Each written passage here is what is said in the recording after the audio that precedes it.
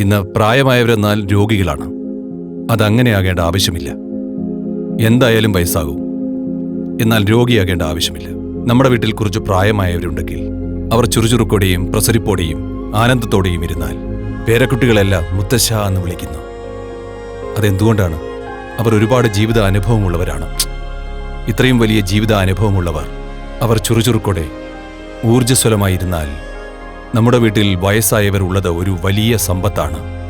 അല്ലാതെ എന്ത് കണ്ടാലും ദേഷ്യം, എന്ത് കണ്ടാലും അത് ഇഷ്ടപ്പെടില്ല, ആരെ കണ്ടാലും ഇഷ്ടമല്ല. വയസ്സാകുമ്പോൾ അങ്ങനെയായാൽ അവരെ നോക്കി അവരെ കാശിക്ക് അയക്കാവുന്നേ വിചാരിക്കുകയുള്ളൂ. നിങ്ങൾക്ക് വയസ്സാകുമ്പോൾ നിങ്ങളെ നോക്കേണ്ട അവസ്ഥയുണ്ടാകരുത്. നന്നായി ജീവിക്കണം, പോകണം.